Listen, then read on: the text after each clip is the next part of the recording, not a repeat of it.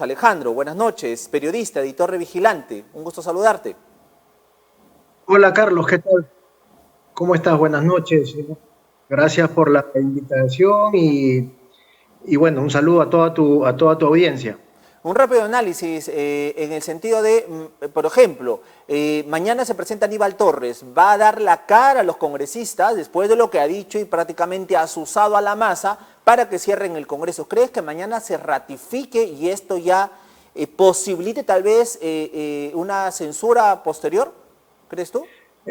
Bueno, lo más probable es que baje un poco el tono, como lo han venido haciendo ya algunos voceros, pero tampoco va a ser o sea, tampoco va a implicar un cambio de actitud. Yo creo que la estrategia del gobierno está clara a estas alturas, cuando el presidente Castillo ya se encuentra prácticamente cercado por las investigaciones de la Fiscalía en torno a los hechos de corrupción que se le imputan a él y a su entorno más cercano. Entonces, lo del Premier mañana va a ser simplemente un trámite y va a ir con la tranquilidad, creo yo, que implica o va a ir sabiendo pues que en el Congreso no va a haber como hasta ahora, ¿no? Mayor repercusión de lo que haga o deje de hacer el gobierno. Lamentablemente, el Congreso en este poco más de un año que tiene en funciones, pues no ha estado a la altura de las circunstancias. La oposición no ha podido articular de una manera en que pueda dar una respuesta política y que sirva realmente de contrapeso, ¿no? Al Ejecutivo. Entonces, en ese contexto, yo creo que Aníbal Torres va a ir y probablemente va a dar algunas respuestas, va a ratificar algunas de las cosas que ya se han visto en este sentido, no va a negar todo y probablemente la estrategia de victimización que ha tomado el presidente Castillo va a ser reforzada por el Premier en el Congreso. Alejandro, pero también hay la posibilidad que vaya con la pierna en alto y esto posibilite tal vez que se presente la censura y esto le dé las herramientas legales a Castillo de tal vez disolver el Congreso si es que se caen los gabinetes. Es probable, es una posibilidad, como tú dices, pero en el Congreso ya yo creo que las muestras que han dado hasta el momento son más que suficientes, ellos no se quieren ir. La mayoría en el Congreso está muy cómoda en sus curules, con las gollerías y beneficios que eso implica, y entonces probablemente ante una provocación no vaya o no pase nada, ¿no? Que es lo que más o menos ha sido la dinámica, se han pechado públicamente, pero a la hora de realmente tomar medidas Ya. concretas no lo han hecho. Entonces, yo creo que es probable que vaya así Torres con una actitud confrontacional, pero las consecuencias Midiendo. Ajá. políticas yo creo que no van a ir más allá de lo que se ha visto hasta ahora. Y Ahora, lamentablemente, pues sí. ahí vamos a estar entrampados, ¿no? Alejandro, han aparecido más niños también, pues, ¿no? O sea, hay más niños ahí que siguen naciendo. Además, además, exactamente, o sea, ya no son solo los de Acción Popular, sino era más o menos lo que se sospechaba, ¿no? Tienes ahí un grupo también en APP, tienes otro grupito también en Somos Perú, que han estado yendo de un lado para otro, ¿no? Con esa ambivalencia que le ha permitido a Castillo hasta el momento sobrevivir políticamente, ¿no? Porque pues tiene un Congreso absolutamente inoperante, tan Ahora, inoperante como el mismo gobierno. efectivamente, los dos están en un nivel de desaprobación, uno peor que otro, pero en fin. Ahora, Alejandro, hablamos pues de estos niños y estas alianzas oscuras, ocultas, que ha tenido el gobierno, que tiene el gobierno. Y salta a la palestra Alianza para el Progreso. Y te lo digo por qué. Porque César Acuña, incluso desde antes de que se proclame a Castillo como ganador, cuando apoyaba supuestamente a Keiko Fujimori, salió Castillo diciendo pues que mandando sus mensajes de que él era chotano y el señor Castillo también era chotano, en fin. Luego, cuando ya fue presidente, pues hablemos pues de las reuniones a Mirta Vázquez en la casa de Acuña, hablemos pues de la gente de APP puestas colocada en algunos puestos claves, el discurso del César Acuña, ¿no? lo maltratan a Castillo porque es chotano, porque es campesino, porque es pobre, ¿no? Igual me hubieran tratado si yo hubiera sido presidente. Pero ahora vemos que ha cambiado radicalmente. Él está siendo gobernador, candidato a gobernador acá en La Libertad, y él dice no, que Castillo tiene que irse, que es un gobierno corrupto, que no debe estar un minuto más en el gobierno, en Palacio, en fin. ¿Qué opinión tienes, Alejandro, en torno pues a esta ambivalencia de APP típico en este grupo político? ¿Ah? Absolutamente, Carlos. Tanto César Acuña como varios de los congresistas, de sus congresistas, han tenido un doble discurso durante todo este tiempo, ¿no? Públicamente dicen una cosa, salen, son críticos, cuestionan, pero a la hora de las votaciones claves, hemos visto pues que APP ha salvado más de una vez al gobierno, y ahí está la mano de César Acuña. O sea, esa bancada, la bancada de APP no mueve o no hace nada sin que detrás esté César Acuña, por más que públicamente diga una cosa y después sus congresistas hagan otra. Entonces, esa va a ser lamentablemente, o ese es el drama en el que está ahorita el Congreso entrampado, porque pues no tiene líderes políticos que estén a la altura de las circunstancias y tomen o pongan al Perú por delante de sus propios intereses, ¿no? Alejandro, sin dejar de mencionar la tesis, ¿no? La tesis de Castillo, que ya sí, o sea, sin dejar de mencionar eso, pero en fin. Ahora, ha renunciado un nuevo ministro, típico también en este gobierno, ¿no? Cambian ministros como si, pues, no sé, ¿qué comentario te genera que el señor Gaviria pues haya presentado su carta de renuncia? Es más, teníamos que esperar, esto nunca antes visto, ¿ah? Los periodistas tenemos ahora que esperar varias horas para saber si la carta es aceptada o no es aceptada. O sea, ya pasó con Aníbal Torres, ha pasado incluso con su abogado, y en fin. Parece que ha sido aceptada, porque hasta ahorita no hay un pronunciamiento, pero un nuevo cambio en el gabinete, Alejandro.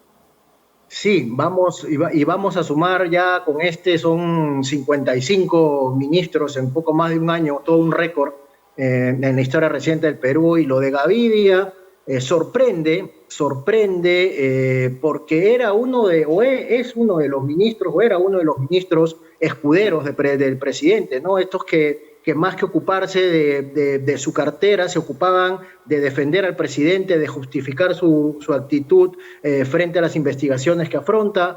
En fin, era un ministro obsecuente, así como lo es el ministro Alejandro Salas, como lo es el mismo Aníbal Torres en el Premierato, como lo es Betsy Chávez probablemente, y el ministro de Comercio Exterior también. Entonces, era de este grupo que siempre aparecen ahí detrás de Castillo defendiéndolo, escudándolo, protegiéndolo, ¿no? Y sorprende, sí, y lo que tú dices es cierto. Había que esperar un tiempo para ver si realmente esta renuncia se aceptaba o no, porque ya había pasado con Aníbal Torres. Aunque en el caso de Torres, Carlos, hay una diferencia. Torres, y yo creo que eso sí fue como un montaje, como un show, una maniobra distractiva, porque Aníbal Torres nunca habló de renuncia. En su carta simplemente hablaba de poner su cargo a disposición.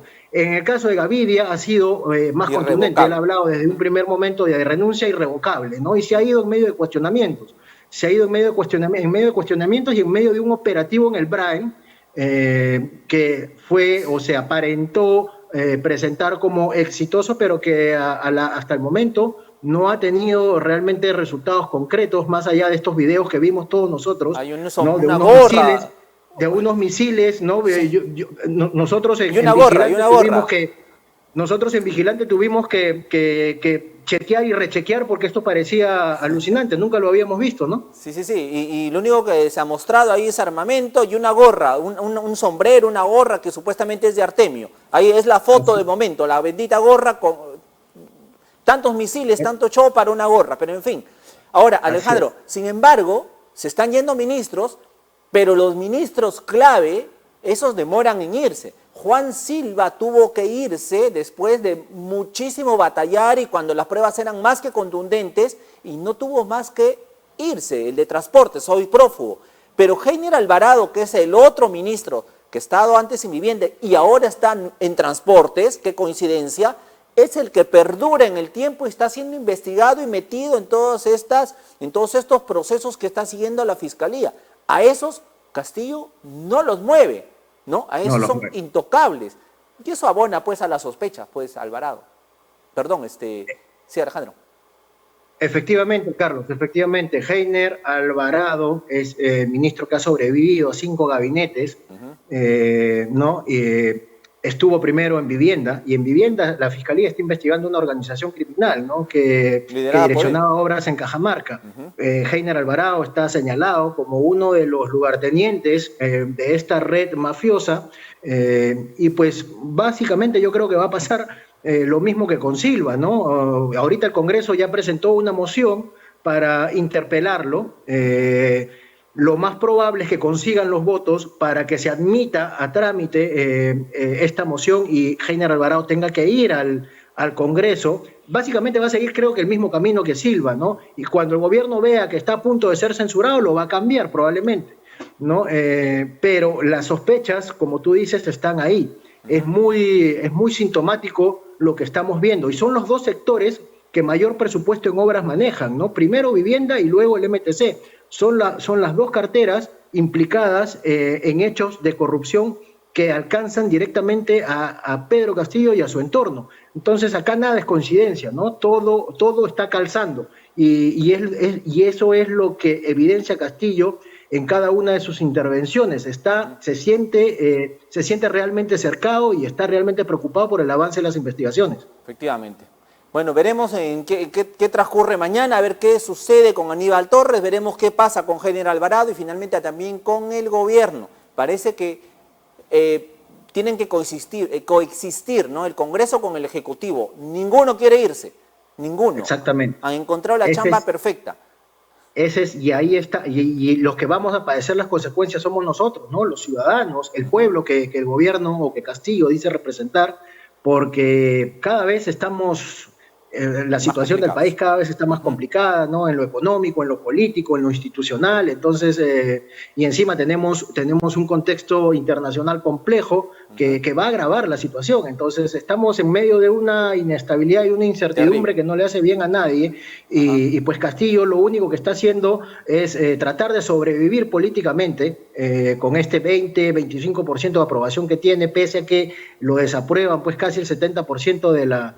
Pero se va a refugiar en estos grupos, ¿no? En los sindicatos, en estas organizaciones de base como los ronderos. Se va a refugiar ahí y va a sobrevivir porque sabe pues que en el Congreso no lo van a tocar, ¿no? No, al menos hasta ahora, o como han dicho algunos congresistas, hasta que aparezca pues, no sé, la prueba reina, algo que contundente, que sea irrefutable, pues, y que a estas alturas pareciera que no hay, ¿no? Pero los indicios, las sospechas y los testimonios que tiene la Fiscalía son contundentes, y en cualquier otra circunstancia, o lo hemos visto con otros presidentes, ¿no?